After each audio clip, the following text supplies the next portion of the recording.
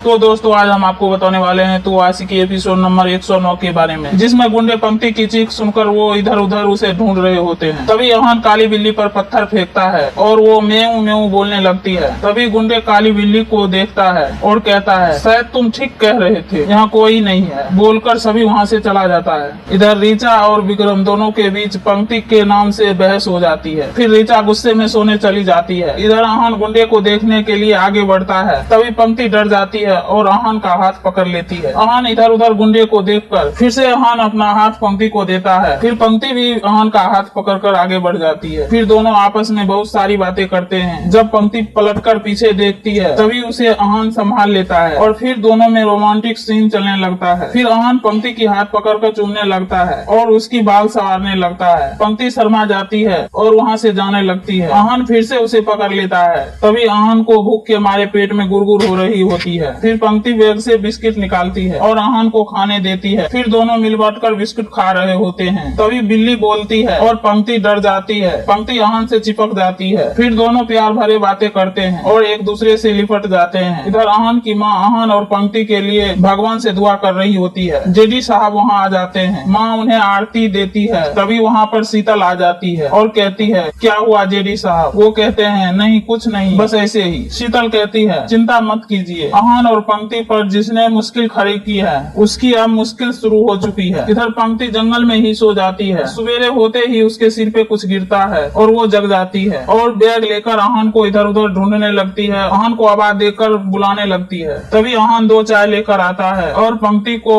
Good morning बोलता है और कहता है, क्या हुआ, फिर से डर गई? दोनों चाय पीने लगते हैं। तभी अहान को उदय का फोन आता है। उदय अहान को रिकॉर्डिंग पर आने को कहता है, लेकिन अहान पंक्ति को अकेला छोड़ना नहीं चाहता था। फिर पंक्ति अहान से फोन ले लेती है और उदय से कहती है, तुम तैयारी करो, अहान जरूर आएगा। अहान कहता है, मैं नहाया भी नहीं हूँ, बिल्कुल भूत की तरह दिखता हूँ, ब्रश भी नहीं किया हूँ। फिर पंक्ति 1000 रुपया निकाल कर देती है और कहती है, इसमें कपड़े तो आ जाएंगे पर नहाने का इंतजाम कहाँ करना पड़ेगा वो देखना होगा। दोनों कपड़े खरीदने मार्केट जाते हैं और कपड़े खरीद कर ले आते हैं। पंक्ति बोतल के पानी से ही अहान को नहा देती है और दोनों मस्ती कर रहे होते हैं। फिर गाड़ी में बैठकर अहान कपड़े बदल लेता है और पंक्ति भी चेंज कर लेती है। फिर दोनों स्टूडियो पहुंचते हैं। यहाँ पर जेडी का आदमी रहता है और वो कहता है, तुम्हें अच्छा गाना नहीं आता है। अहान उस पर गुस्सा होता है पर पंक्ति उसे पकड़ लेती है। रिकॉर्डिंग शुरू हो जाती है। पंक्ति अहान को हौसला देते हुए इशारा करती है। अहान गाना गाता है। बीच में ही वो आदमी बार बार कट कर देता है और नीचे से शुरू करने को कहता है। फिर से वो डिस्टर्ब कर देता है। तभी पंक्ति उस आदमी को कहती है, आप ऐसे कोमल सुर से तीव्र सुर में गाने को कहते हैं तो ऐसे में सुर कैसे मिलेगी? तभी वो आदमी कहता है, अच्छा तो तुम अब हमें सिखाओगी कि सुर कैसे मिलाया जाता है, तो तुम ही गाकर सुनाओ। फिर पंक्ति कोमल सुर में गाना गाने लगती है।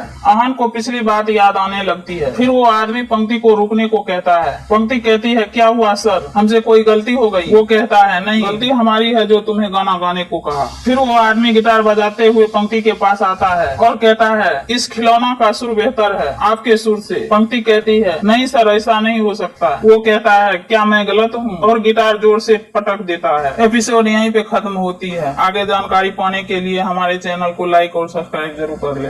तो अभी मैम तो आशिकी का एपिसोड नंबर 108 का रिव्यू करने जा रही हैं। तो अगर आपने ऑलरेडी 108 एपिसोड देख रखा है तो आप इस वीडियो को यहीं से छोड़ के जा सकते हैं। अगर आपने नहीं देखा तो आप आगे जरूर से देख लें।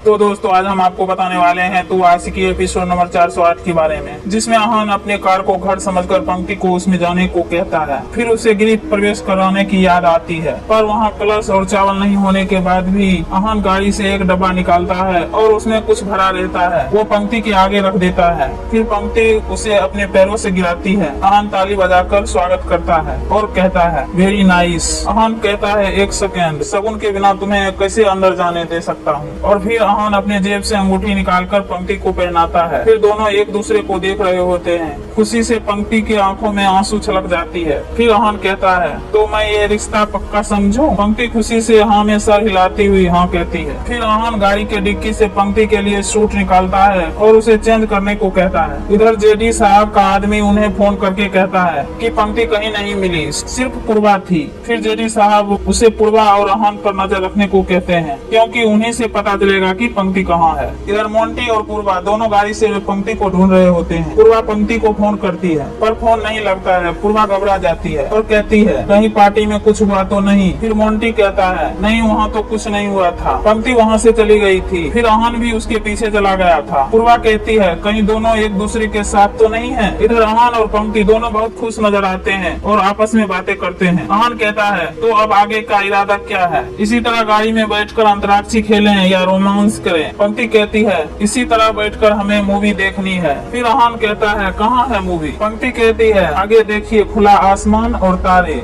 और प्यारी सी खामोशी। फिर अहान गाड़ी की ब्रेक जोर से मारता है और कहता है अगर तुम्हें डर लगे तो मेरा हाथ पकड़ लेना। फिर पंक्ति गुंडे की गाड़ी देख लेती है। वो कहती है अहान वो लोग हमारा पीछा कर रहे हैं। फिर अहान पंक्ति को कहता है तुम डरो मत, मैं हूँ ना। अहान तेजी से गाड़ी चलाने लगता है। इधर अहान की माँ अहान को फोन लगाती है पर उससे बात नहीं होती है। वो परेशान होने लगती है। अहान और पंक्ति दोनों पीछे पलट पलट कर देखते हैं और गाड़ी तेजी से बढ़ाकर आगे जाकर रोक देते हैं। तभी अहान की माँ फोन करती है और कहती है तुम कहाँ हो और कैसे हो? अहान कहता है माँ मैं ठीक हूँ। फिर माँ पंक्ति के बारे में पूछती है। अहान कहता है वो भी ठीक है। फिर अहान माँ को लोकेशन बताने वाला होता है। तभी माँ लोकेशन बताने से मना करती है और कहती है पता नहीं मुझे अभी क्यों लगता है कि खतरा अभी तुम पर मंडरा रहा है। माँ कहती है हो सकता है जिन लोगों ने तुम पर अटैक किया है वही लोगों ने कॉल रिकॉर्डर कर रहा होगा, इसलिए तुम जहाँ भी हो अपना और पंक्ति का ध्यान रखना। फिर अहान पंक्ति के हाथ पकड़कर कहता है जी माँ आप टेंशन मत लेना। अहान माँ की फोन रखने के बाद पंक्ति से पूछता है कौन थे ये लोग? फिर पंक्ति कहती है ये जेकी साहब का आदमी था, इसलिए हम वहाँ से निकल आए ताकि पूर्वा दीदी पर कोई खतरा न हो। अहान कहता है बड़े पापा तो बदल गए हैं। पंक्ति कहती है नहीं अहान, उन्हें बदलने की काबिलियत नहीं है।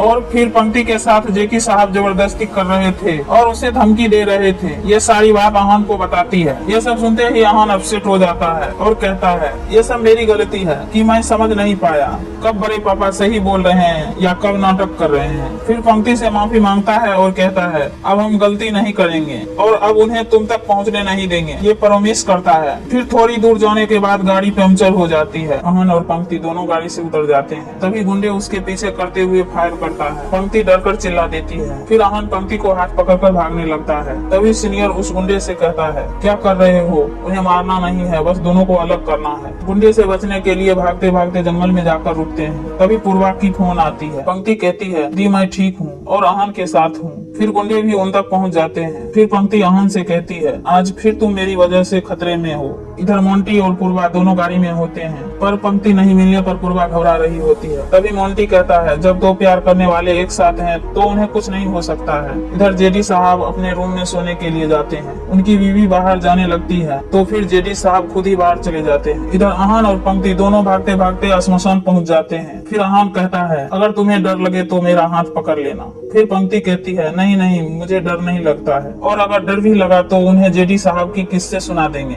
फिर वो अपने आप भाग जाएंगे। फिर अहान कहता है और अगर ना भागे तो अपनी माँ की कहानी सुना देना। फिर गुंडे भी वहाँ पर आ जाते हैं। तभी अहान और पंक्ति दोनों वहीं पर छिप जाते हैं। फिर जेडी साहब का फोन गुंडे को आता है। गुंडा कहता है पंक्ति कार से निकलकर भाग गई पर ज्यादा दूर नहीं गई होगी, जैसे ही पंक्ति हाथ लगेगी आपके हवाले कर देंगे। फिर जेडी साहब कहते हैं आज की रात शायद जागकर ही काटनी पड़ेगी। इधर गुंडे जानवरों की तरह दोनों को ढूंढ रहे होते हैं। नहीं मिलने पर वो गाड़ी से टॉर्च निकाल कर लाते हैं और टॉर्च इधर उधर करके देख रहे होते हैं। तभी पंक्ति बिल्ली को देख लेती है और जोर से चिल्ला देती है। अहान पंक्ति को चुप रहने को इशारा करता है। एपिसोड यहीं पे खत्म होती है।